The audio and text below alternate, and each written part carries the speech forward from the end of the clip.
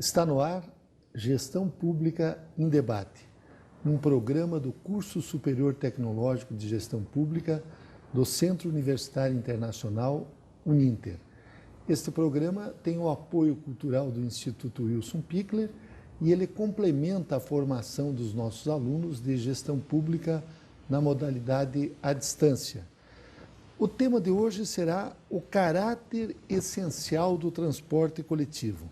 E para isso nós convidamos o professor Garrone Reck, ele que é mestre em engenharia de transportes, é professor do Departamento de Transportes da Universidade Federal do Paraná desde 1984, é engenheiro civil, especialista em transporte urbano, mestre em engenharia de transportes.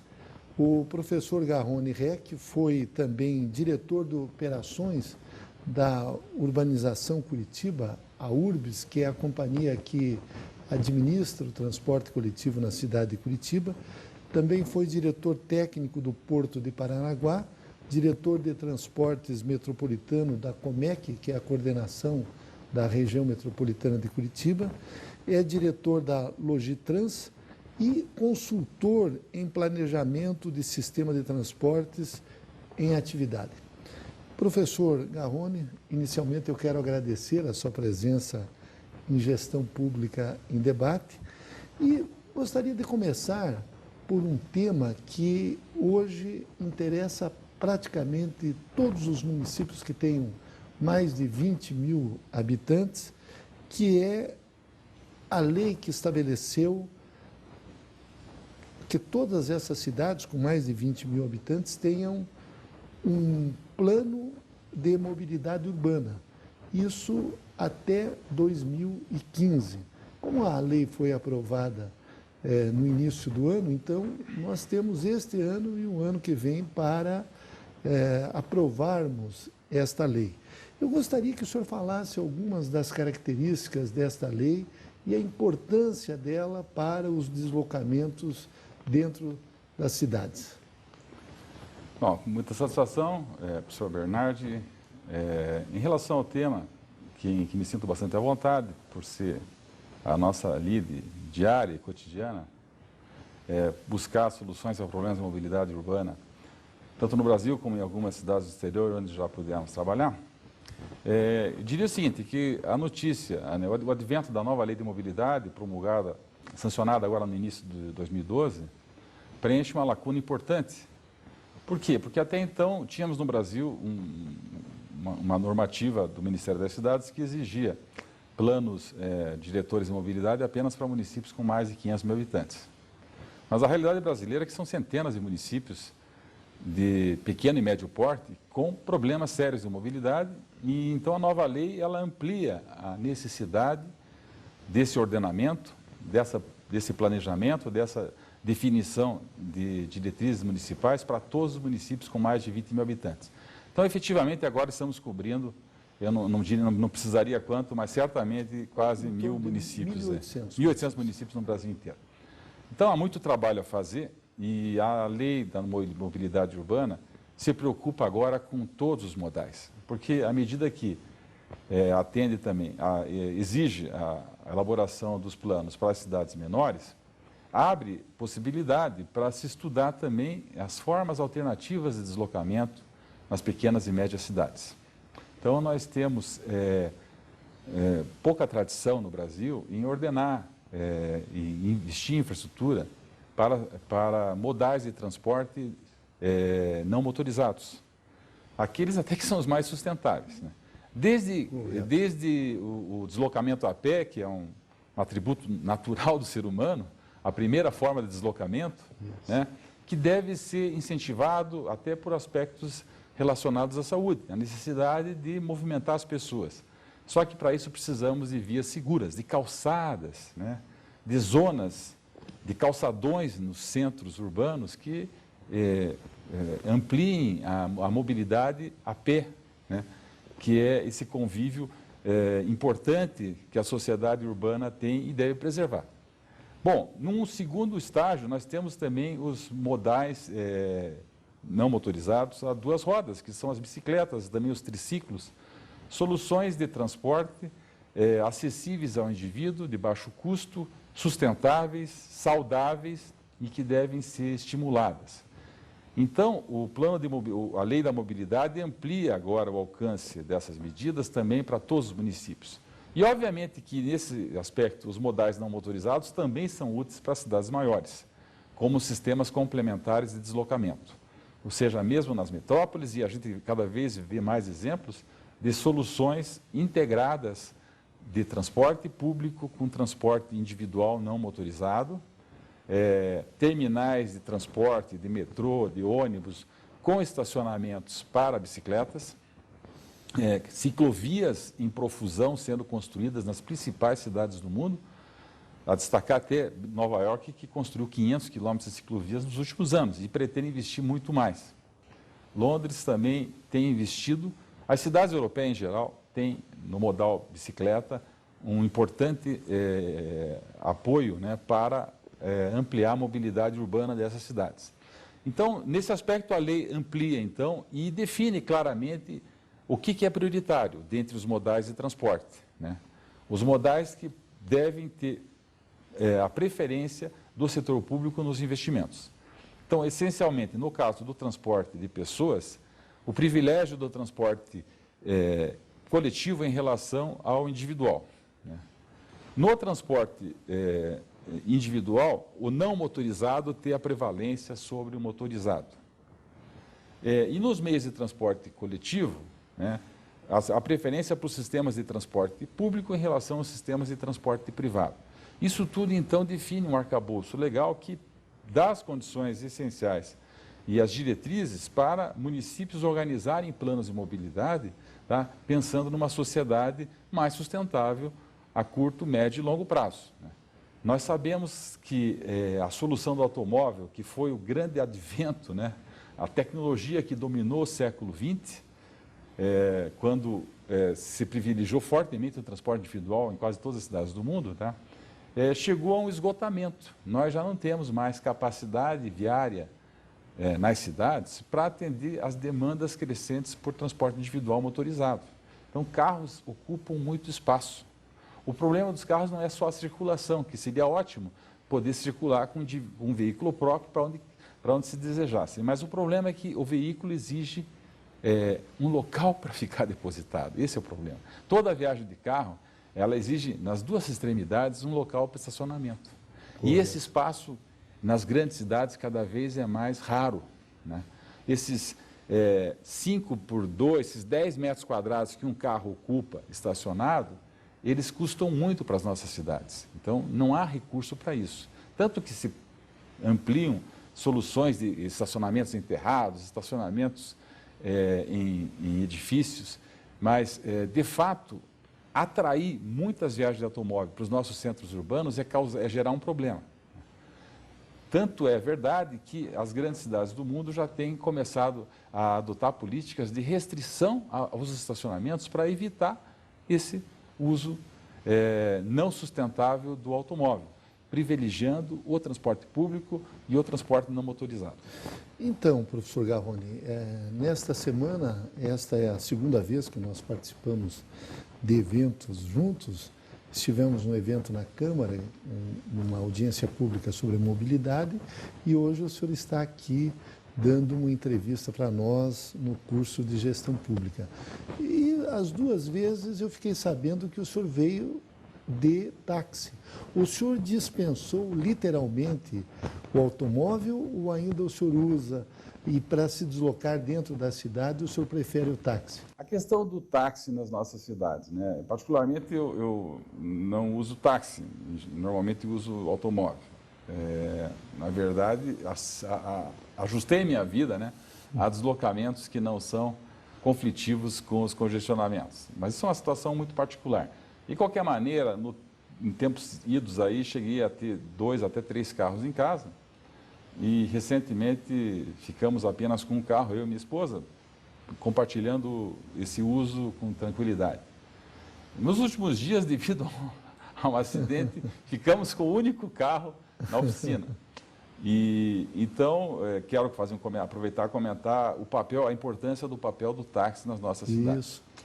No Brasil, especialmente em Curitiba, eu percebo assim uma carência absoluta de táxis, né? Já comentei isso diversas vezes em outras ocasiões, que o potencial de uma cidade como Curitiba, eu digo Curitiba porque se estendemos na região metropolitana até é maior, mas Curitiba só, com seu quase 1.800.000 habitantes, já comportaria, com uma outra visão, uma outra cultura de mobilidade urbana, um número de táxis bem mais expressivo. Eu arriscaria dizer acima de 10.000 placas. Aqui nós temos 2.200 táxis, isso há mais de quase 40 anos. Então, o que acontece? O negócio do táxi passou a ser um patrimônio de alguns, é uma visão patrimonialista. O táxi vale uma placa, a concessão, enfim, a permissão, tem um valor, entre aspas, em mercado, que, para se manter alto, não permite a ampliação da quantidade de frota. E isso vem causando um sério problema para a comunidade, porque a confiabilidade do serviço diminui muito. As pessoas não confiam que podem dispor de um táxi a qualquer hora. E isso, olha, com todas as leis que estão favorecendo aí a ampliação do consumo, do uso do táxi, né, a tolerância zero para a bebida na direção, que é importante, isso tudo seria um estímulo para termos mais serviços de táxi. Para que um casal, quando vai jantar fora, use táxi, não vá com o seu carro. Até para poder tomar um vinho, né, uma cerveja, um espumante, enfim, confraternizar e não se preocupar com o problema da direção, porque tem um profissional habilitado que leva ele para casa. Na verdade, nós não temos a quantidade adequada. Eu dou como exemplo aqui, porque conheço, a cidade de Cali, na Colômbia, uma cidade com 2 milhões de habitantes, quase do mesmo tamanho de Curitiba, que eu visitei com alguma frequência nos últimos anos, por questões de trabalho, e onde estão autorizados a operar 20.000 táxis. O Rio de Janeiro tem 30.000 táxis, professor, e lá ainda dizem que falta táxi. Falta, certamente. Certamente a relação ideal talvez seja um táxi para cada 150 habitantes, 200 habitantes. Em Curitiba temos um táxi para cada 900 habitantes, 800. Então acaba faltando táxi e o que acontece? O que é ruim nesse processo? Eu volto assim, à origem do problema. Bom, uma família, pai e mãe, marido e mulher, às vezes até com filhos maiores. Mas vamos ver, uma família básica com um casal e 2 crianças, no modelo brasileiro tem 2 carros na casa, um para o marido e um para a esposa.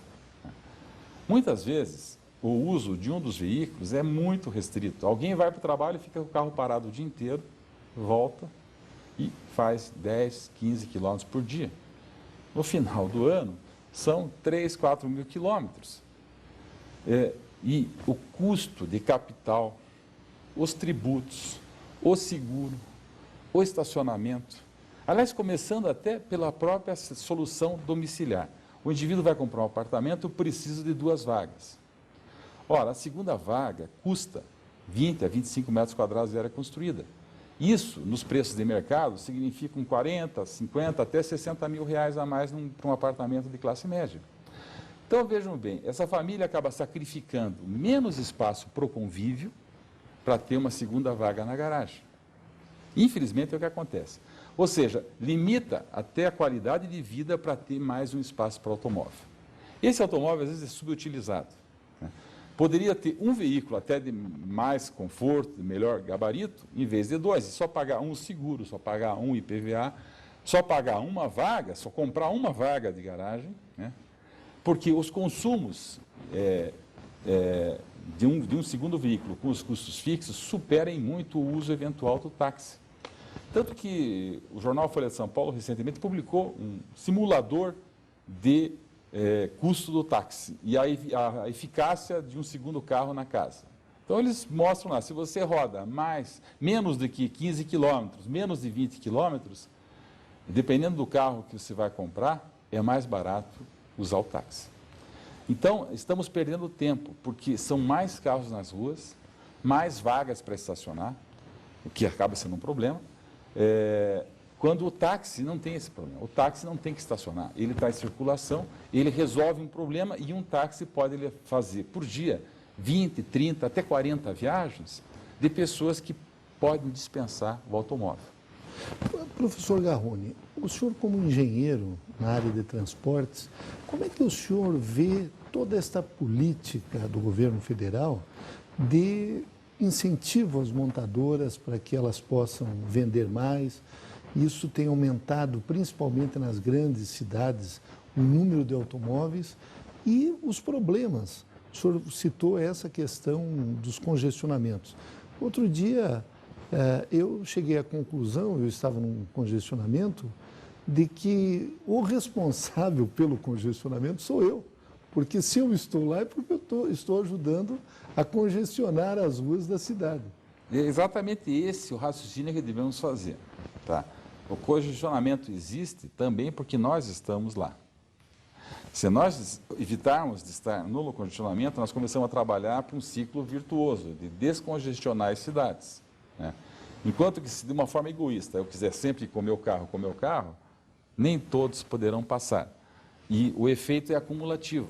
Cada carro a mais num fluxo com tendência a congestionamento gera uma perda para todos os demais.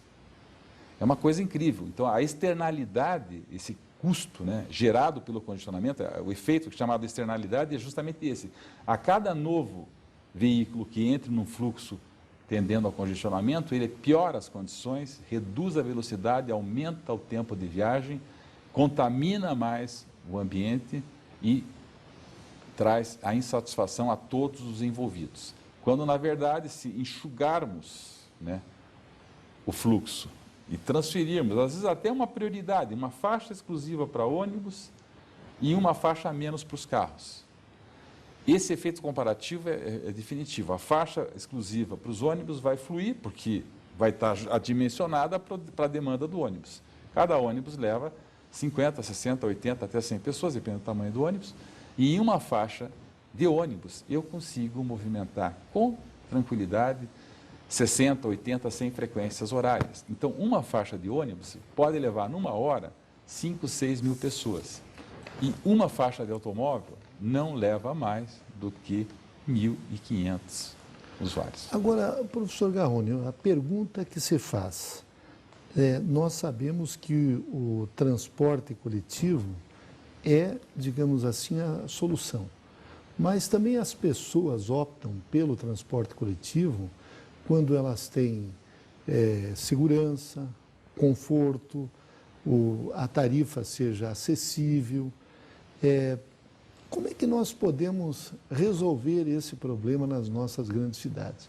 Sabemos que desde Curitiba a qualquer cidade brasileira, e aqui durante um certo período até fomos um modelo nacional nessa área de transporte, e que serviu de inspiração para outras cidades, como Bogotá, na Colômbia.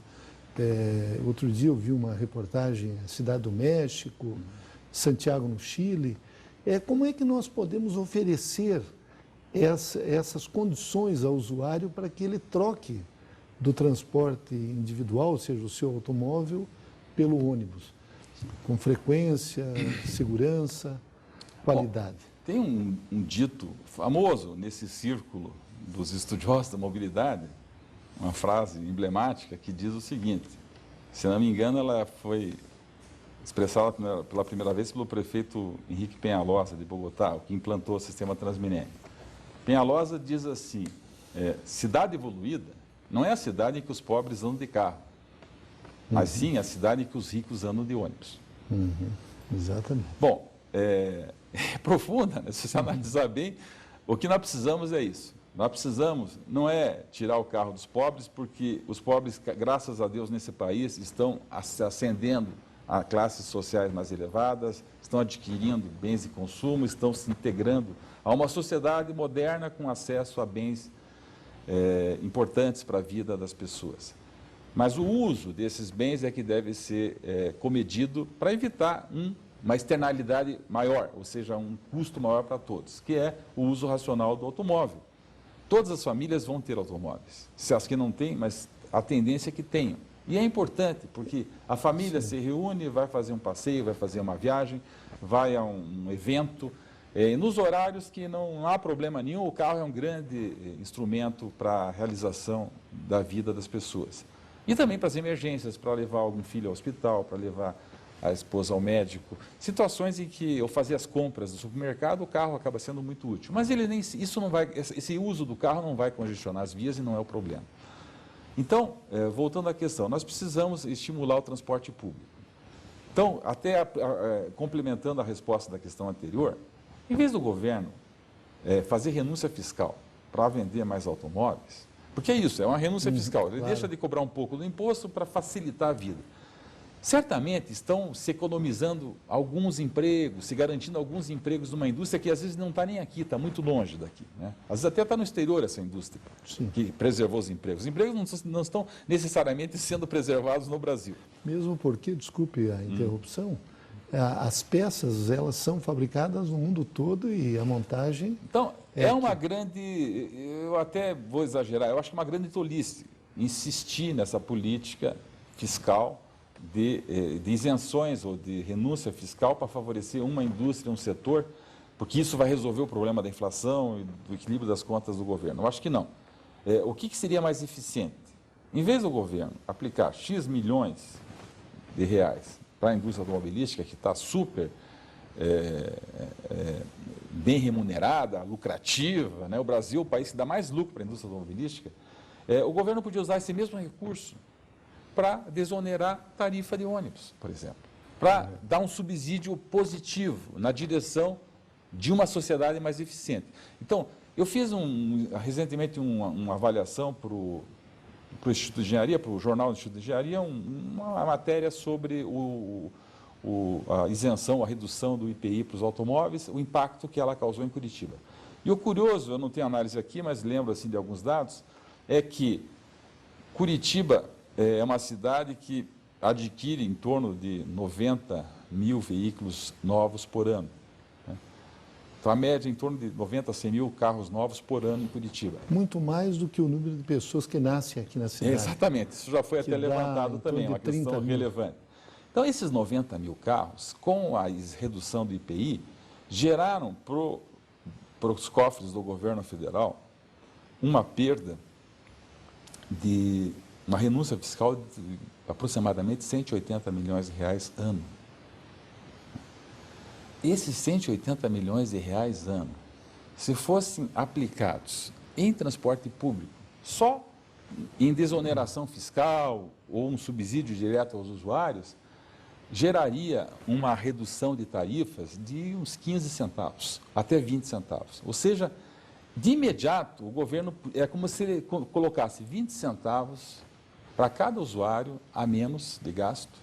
Recurso esse que certamente, sendo poupado pela população, porque quem anda de ônibus é quem consome os bens de consumo, salários. Ou seja, os 180 milhões que o governo federal abriu mão de cobrar da indústria automobilística pelos carros vendidos em Curitiba, tá? Na verdade, se aplicados para a população de Curitiba, estimular a usar ônibus, daria um benefício direto às famílias e uma poupança, uma renda adicional para as famílias de 180 milhões. Que seriam consumidas em outras... Que seriam consumidas aonde? Em Curitiba, em bens e serviços, produzidos aqui, gerando empregos aqui, vereador. Ou seja, nós estaríamos gerando empregos aqui mesmo, aonde está sendo concedido o benefício. Ou seja, o impacto seria real para a economia local. O senhor imagina isso, então, em São Paulo, Rio de Janeiro, em todas as cidades brasileiras? Então, estamos na contramão. Na verdade, isenção de IPI, vamos pensar até o contrário. Se for para reduzir impostos no global, para toda a indústria, para toda a cadeia produtiva do Brasil, aí eu acho que o efeito é mais benéfico ainda. Então, em vez de setorizar alguns benefícios, se for o caso, o governo federal que estabelecesse uma redução da carga tributária para a economia como um todo, que seria um grande avanço. Bom, mas voltando à questão do transporte público, o que podemos fazer? Então, além, é claro, de torná-lo mais acessível para todos, né, falta realmente introduzir mais qualidade aos serviços. Nós temos ônibus congestionados, né, ônibus lotados, baixa frequência em alguns horários, temos uma ociosidade da própria frota de ônibus nas horas vale, ou seja, passado o pico da manhã, que vai até as 8 horas, eu diria certamente que das 9 da manhã até as 4 da tarde, 60% da frota está nas garagens. Os ônibus estão parados. E às vezes até as ruas estão congestionadas de carros porque não tem oferta adequada de transporte público. Nós precisamos aumentar a oferta. E certamente uma política interessante também seria ter uma tarifa diferenciada para a hora vale, para a hora de baixa demanda, porque eu tenho pago já os ônibus e eles estão parados. Ou seja, o custo de capital já foi pago no pico. Eu só tenho que pagar agora o custo variável, o custo de operação.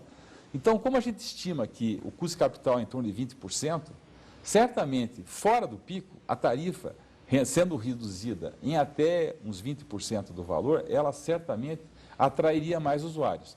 E tem um efeito benéfico. Pessoas que viajam no pico, sabendo que a oferta melhora depois das 9 horas, podem também passar a mudar os seus hábitos, os seus horários de deslocamento, principalmente aqueles que têm flexibilidade de horários, e a própria economia acaba, digamos, as atividades acabam se ajustando a essa nova facilidade.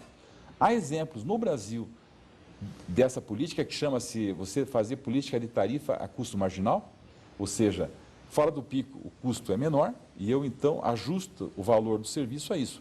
Quem já adota esse critério são as companhias de comunicação, telefônica, as companhias de energia elétrica. Isso. Existe, essa política já está consolidada no próprio Brasil em diversos setores. E não é diferente com o transporte, porque o transporte é muito concentrado em alguns horários, tá? E criar estímulos para que haja um deslocamento da curva de demanda para os horários de menor fluxo, pode ser obtida essa migração da demanda com alguns incentivos. Um incentivo seria esse, ter tarifas sazonais. E, em geral, para que todos tenham acesso ao transporte público, claramente nós precisamos também atualizar os nossos planos. E aí voltamos à questão que o senhor colocou no início. O plano de mobilidade de Curitiba tem que ser atualizado para a realidade da nossa população.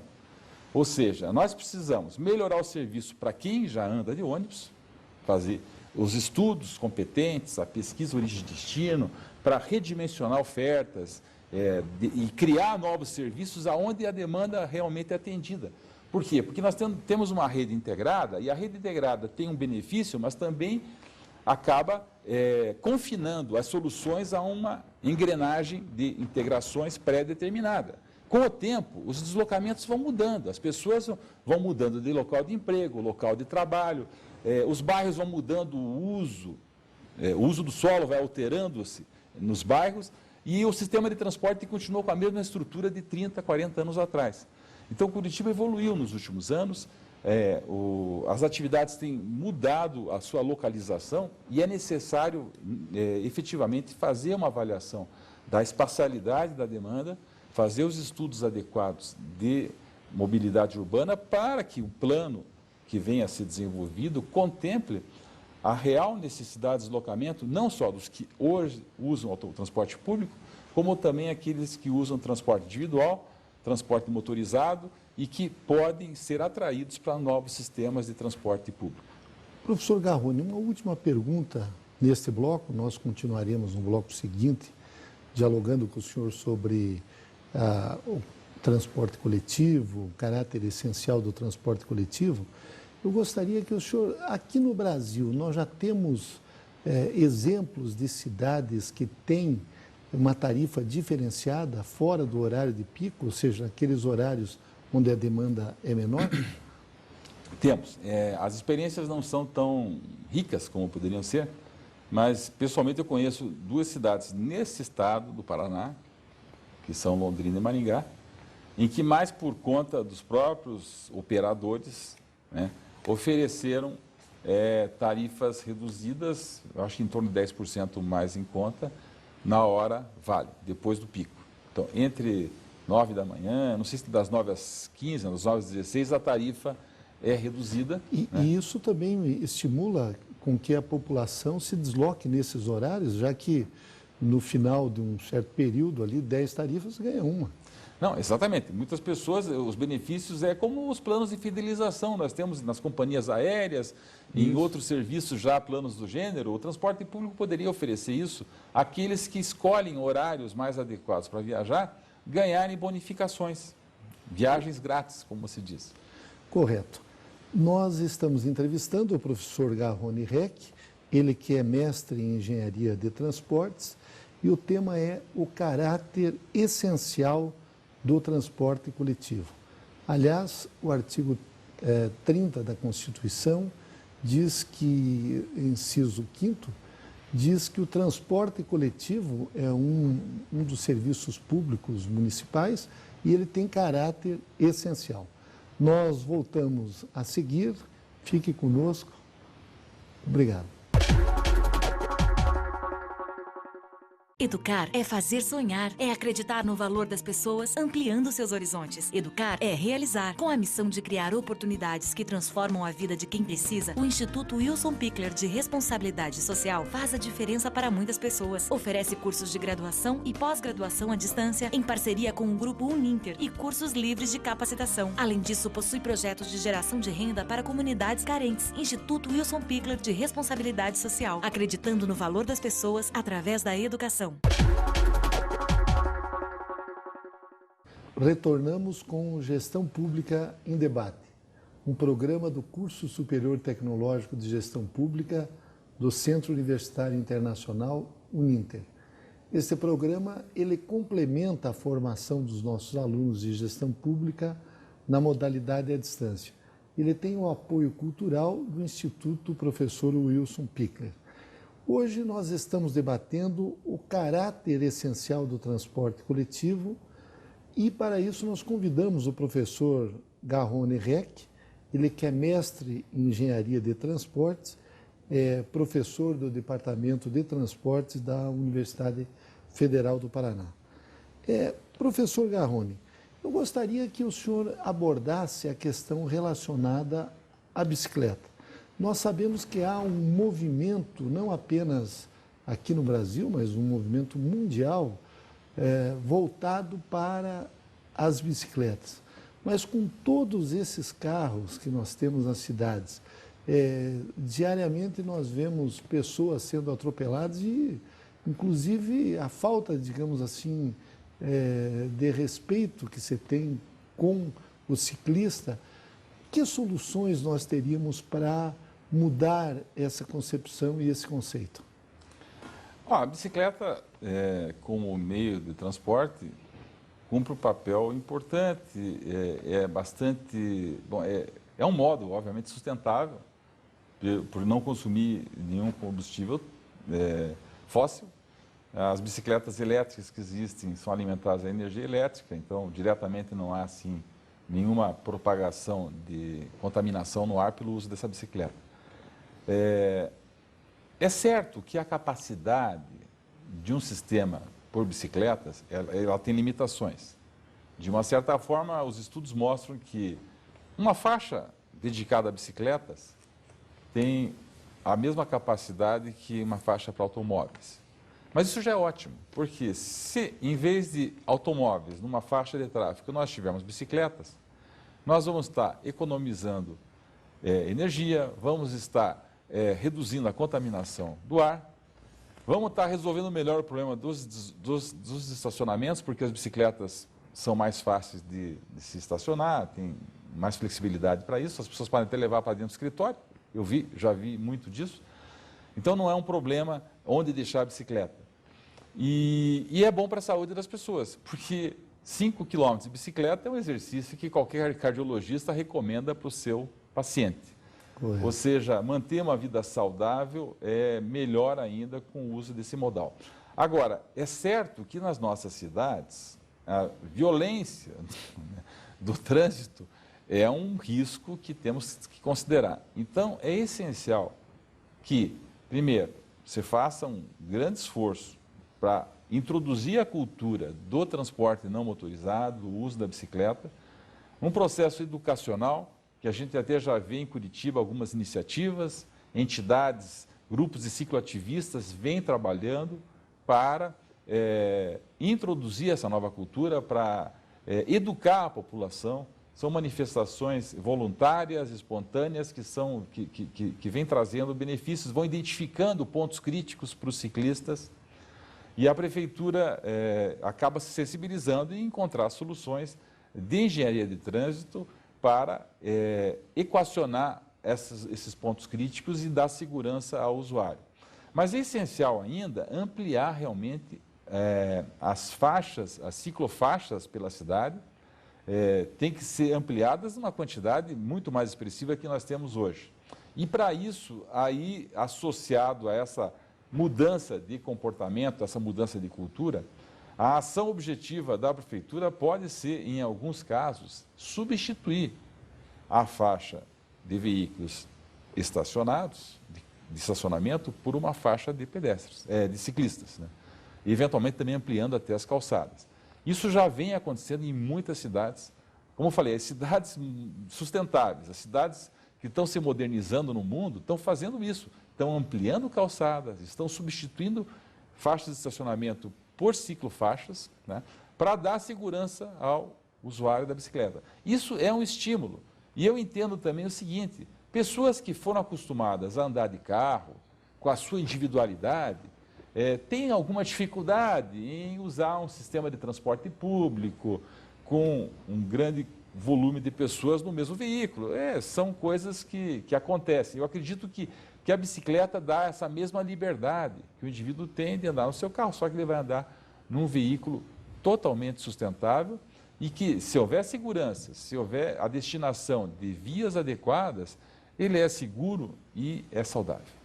O senhor recomenda, podemos assim dizer, como um especialista em engenharia de tráfego, a bicicleta mesmo em cidades, como é o caso aqui de Curitiba, que dizem que o clima não coopera. Apesar de que eu acho o nosso clima aqui maravilhoso, mas as pessoas alegam que chove muito, tem uma precipitação anual de cerca de 1.400 milímetros em média. Nessas circunstâncias, qual seria a solução? Olha, na verdade, os exemplos que conhecemos de cidades europeias que têm a bicicleta como principal modo de transporte, principalmente no norte da Europa, Dinamarca, Noruega, Suécia, esses países que têm climas muito mais agressivos que o nosso, o uso da bicicleta é permanente. Ou seja, o ciclista se veste adequadamente, ele tem roupas adequadas para o frio, para a chuva, para a neve. Então, há cidades, né, do norte da Europa que, em pleno período de inverno, o uso da bicicleta é constante, não precisa trocar o carro, né? Ou seja, aquela viagem que o indivíduo costuma fazer de bicicleta, ele pode fazer qualquer dia. Claro, devidamente equipado para isso, com a sinalização, com o veículo, né, e com toda a segurança. É óbvio que não são todos que são obrigados a aceitar essa condição, mas devidamente protegido, não há problema nenhum. O que nós precisamos é segurança em qualquer tempo. Nós precisamos de ciclofaixas, ciclovias adequadas, bem sinalizadas, respeito pelo ciclista, respeito pelo pedestre, que é uma obrigação, né? E isso dá condições. Curitiba não tem um clima tão agressivo como muitas outras cidades em que a bicicleta é o modal dominante. Uma questão, professor Garrone, várias cidades brasileiras estão, principalmente as grandes cidades, as capitais, estão começando a adotar o metrô. Nós tínhamos metrô apenas em São Paulo e Rio de Janeiro, e ainda em situação reduzida, e agora algumas cidades já estão optando por esse modal. É o caso de Curitiba, que há um compromisso de recursos a fundo perdido de R$1 bilhão. Como é que o senhor vê a questão do metrô? É uma solução para cidades acima de 2 milhões de habitantes ou de uma região metropolitana como a nossa, que tem 3 milhões de habitantes? Eu gostaria de ouvir a sua opinião a esse respeito. Olha, há muita polêmica em torno do assunto, porque efetivamente o nível de serviço prestado pelo metrô né, superem muito a maioria dos sistemas de ônibus que nós conhecemos. Agora, grandes cidades do mundo vêm melhorando os serviços na superfície, sob pneus, e adequando esses serviços a atributos muito próximos ao do metrô, né? Mesmo Curitiba foi um exemplo disso nos anos 90, quando introduziu a operação do sistema expresso com plataforma alta, estações de embarque, com cobrança fora do ônibus, né? O embarque se dá em nível, né? O passageiro, ao entrar da estação para o ônibus, ele como no metrô, você está no nível da estação, a estação está no nível do veículo, do piso, você sai e entra com total segurança. E escadas ou rampas ou elevadores estão na estação. Então, isso dá fluidez ao sistema ônibus. Então, eu queria dizer o seguinte, que o que atraía no metrô, né, o que atrai no metrô é o nível de serviço, né? Cobrança lá fora, quando se chega na estação, o embarque é em nível, plataformas bem generosas, enfim, e veículos com boa frequência, ou seja, a grande capacidade que os metrôs têm. Bom, aproveitando essas características dos sistemas metroviários, quando eu mesmo participei dos estudos para o projeto Transmilênio, no final do século passado, foi em 1999, a época do projeto, implantado no final do ano 2000, por isso chamado Transmilênio, porque foi na virada do milênio que ele foi inaugurado. E nós estávamos isso lá em Bogotá. Em Bogotá, participando com o governo local, o esforço de implantação, como consultores aqui do Brasil. E tivemos a oportunidade de ver o benefício do sistema e o crescimento dele nesses últimos 12 anos.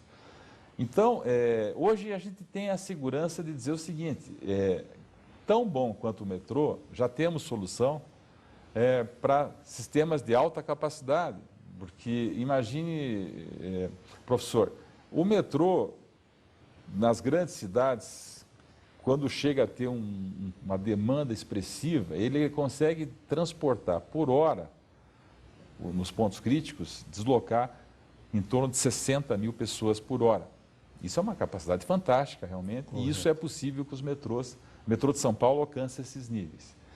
Pois então, em sistema de corredores de ônibus tipo Transmilênio, que é uma ideia melhorada de Curitiba, vamos deixar bem claro. Aliás, eu gostaria até que o senhor abordasse isso, porque eles aperfeiçoaram um sistema que foi desenvolvido aqui.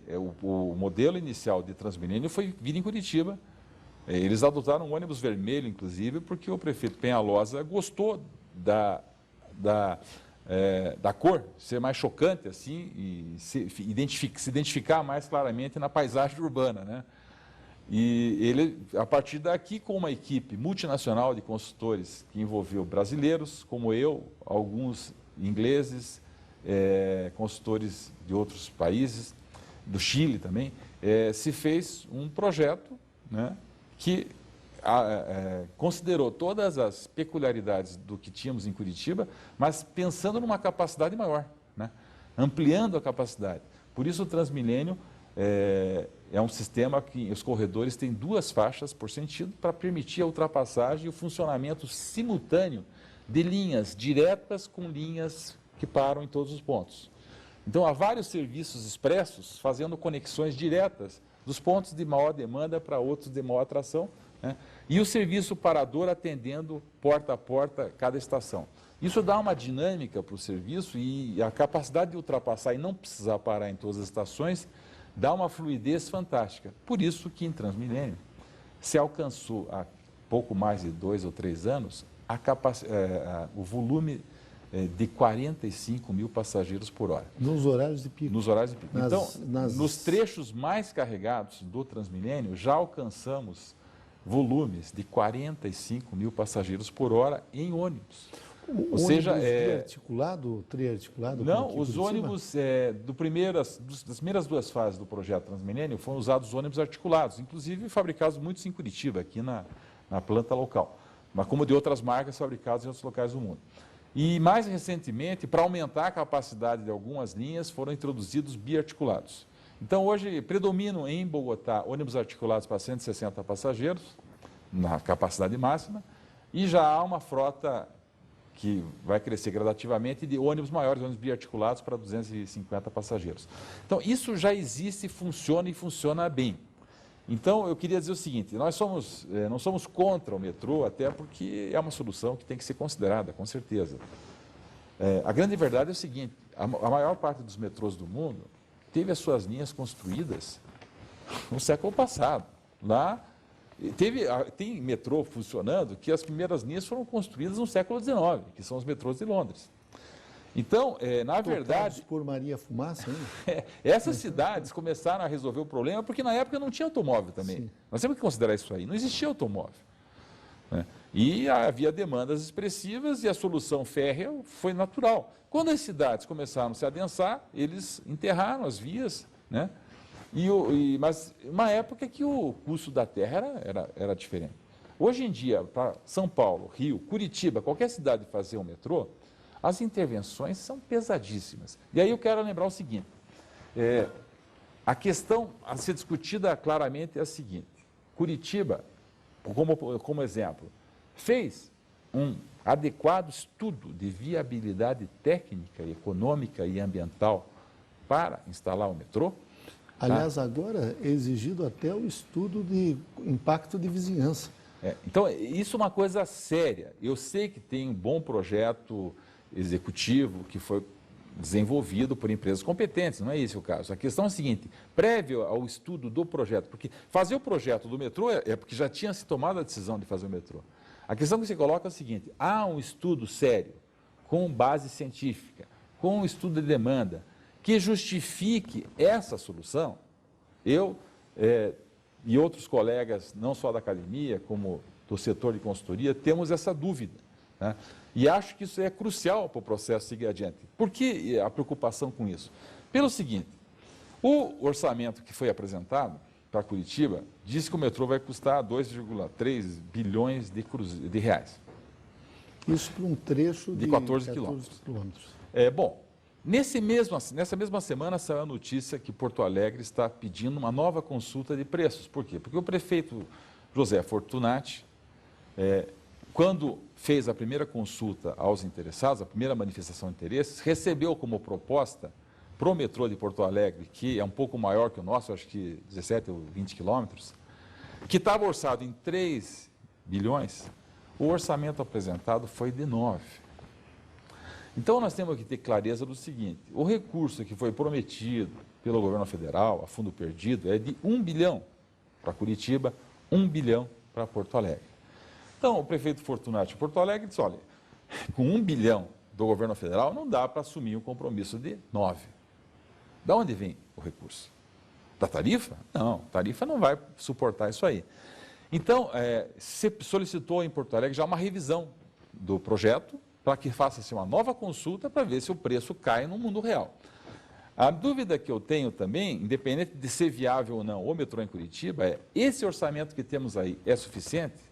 Também algumas notícias ainda não confirmadas que chegam a nós dizem o seguinte, a solução que foi proposta é uma solução elevado, semi-enterrado e enterrado. A questão é que, para fazer o tal trazer o shield, o tatuzão, que é o que faz o enterrado, para fazer 4 quilômetros, o custo fica inviável. Então, nenhum interessado vai querer construir um metrô em Curitiba com uma solução aérea, que é mais barata, com uma semi-enterrada, o chamado cut cover, né, que é cortar e cobrir. Né?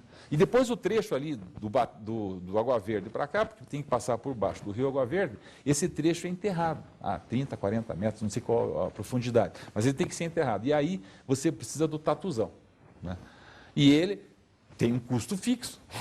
Esse equipamento você compra uma vez, faz um buraco e fica, né? Não tem o que fazer. A linha pode continuar adiante, mas o custo fixo desse equipamento é proibitivo, segundo dizem alguns. Então, eu acredito que nem o orçamento que temos para Curitiba é um orçamento real e factível, porque até agora não houve uma manifestação de interesse de grupos privados que assumam o projeto por 2,3 milhões, com 1 bilhão do governo federal fundo perdido e mais 500 milhões financiados por Estado e município, né?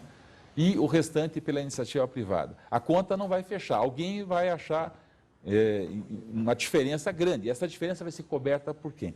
Então, eu acho que é temerário afirmar nesse momento que a melhor solução para Curitiba é seguir em frente ao metrô.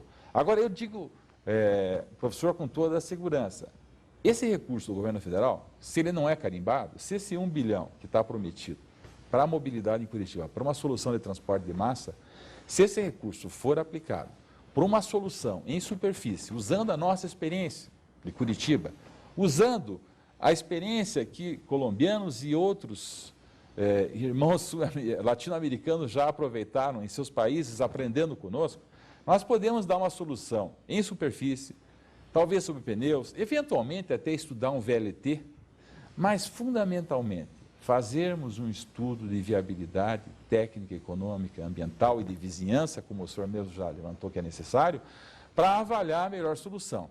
E realmente, depois de um bom debate técnico e uma boa discussão política e social do projeto, Curitiba toma uma decisão, porque essa decisão não vai ficar nas costas só do atual prefeito. Ela vai recair nas costas dos próximos 2 prefeitos. Os próximos 2 mandatos serão necessários estar engajados nessa solução. E nós precisamos saber realmente o que vai custar esse projeto para toda a área de influência da linha onde vai ser construída, tá? Porque as demandas virão depois.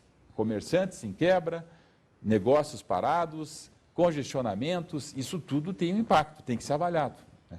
Por isso, só um estudo idôneo de viabilidade técnica, econômica e ambiental pode dirimir dúvidas e deixar a cidade segura em relação a uma decisão que venha a ser tomada, respaldada, então, nesses fundamentos. Professor Garrone, nos últimos 30 anos, vamos pegar o exemplo da cidade de Curitiba. Na década de 80 se discutiu aqui o uso do trólebus. Depois nós tivemos um período em que o debate envolveu a questão do bonde moderno, que seria o VLT. Posteriormente, teve um prefeito que falou no monorail, monotrilho, aquele elevado. E até na oportunidade nós trouxemos aqui uns técnicos que estudaram no Japão, um de Porto Alegre, especialista em transporte ferroviário, ele disse, bom, mas se aquele modelo lá do Japão, aquele monorail, só é aplicada naquela única cidade, deve ter algumas características que outras cidades não quiserem. Então, já era um motivo de dúvida. E hoje nós estamos nesse debate relacionado com a questão do metrô. Então, volto àquela questão inicial que nós levantamos no início do nosso programa, que é justamente a lei que estabelece as diretrizes da mobilidade urbana, a Lei 12.587 de 2012, que exige de todas as cidades acima de 20 mil habitantes ter o seu plano de mobilidade urbana. Como o senhor bem explicou aqui, ele vai envolver todas as formas de deslocamentos dentro da cidade. Aliás, uma das características dessa lei é que os municípios que não fizerem, eles não receberão recursos nem a fundo perdido, nem de financiamento do governo federal. Eu gostaria de fazer uma pergunta para o senhor. Se nós tivéssemos, vamos pegar o exemplo da cidade de Curitiba, que ainda é modelo em planejamento para o Brasil, embora tenha havido, assim, deteriorado muito esse planejamento nos últimos anos. Se nós tivéssemos esse plano há 30 anos atrás, com metas de curto, médio e longo prazo, a nossa realidade hoje seria diferente da que nós estamos enfrentando? Bem, eu acho que é importante resgatar aqui, nessa oportunidade, o papel que teve o Plano Diretor de 1966. Então, desde o primeiro Plano Agache, lá dos anos 40, né, foi lá em 1966 que a cidade teve a versão consolidada do seu Plano Diretor, que definiu caminhos para as décadas seguintes. Mas, como todo plano, ele tem uma validade que é limitada no tempo. Então, acredito eu que o Plano Diretor de 1966 foi fundamental até para que a prioridade ao transporte, esse espaço que ficou reservado em Curitiba, nas canaletas, tá, nos nossos 5 eixos, Que era já pro ele foi promotor, viabilizado a partir das diretrizes do Plano Diretor de 66, que não falava em mobilidade, mas era um plano diretor do urbanismo que estabelecia todas as funções urbanas. Então, não havia essa especialidade, mas especificamente na questão da circulação, ele disciplinou isso. Então, tem um papel fundamental e o que faltou, me parece, foi uma atualização desse plano nas décadas seguintes. Então, já estamos para completar 50 anos do nosso plano diretor, né? Aquele lá. E é importante lembrar que, na ocasião, o prefeito Ivo Arzua, de saudosa memória, ele levou esse plano à discussão com toda a sociedade organizada, né? Foram inúmeras as reuniões e debates que na época Curitiba tinha esse calor, né? Essa disposição que eu espero que retomemos, né? De debater as questões da cidade com isenção de ânimos, com espírito público, né?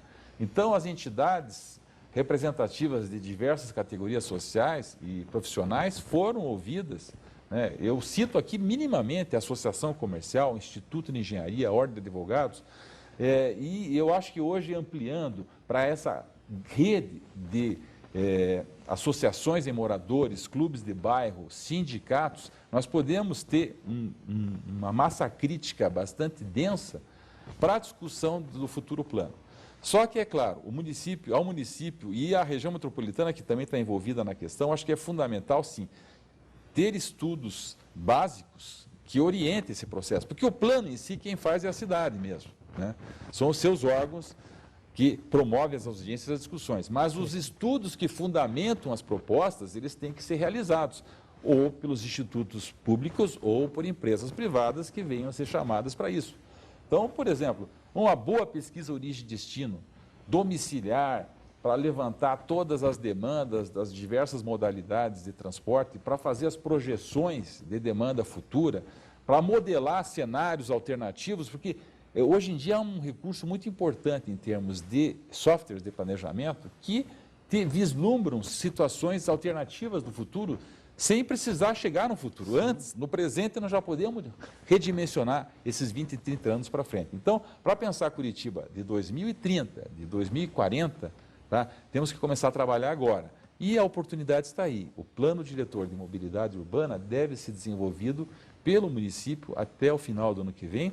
Espero que ele pudesse ser desenvolvido em conjunto também com municípios da nossa região metropolitana, cada um com o seu plano e um plano global para toda a região, integrado, porque nós já temos a rede integrada de transporte, precisamos integrar o planejamento e ter esse instrumento que cada município aprove no seu legislativo, o seu plano de mobilidade, mas que tenham uma mesma linguagem, que se comuniquem, se entrelacem e deem à nossa região metropolitana um norte, um futuro, um desenvolvimento sustentável para as próximas gerações, porque a nossa já está passando, né, professor? Mas as próximas precisam desse trabalho que tem que ser desenvolvido agora.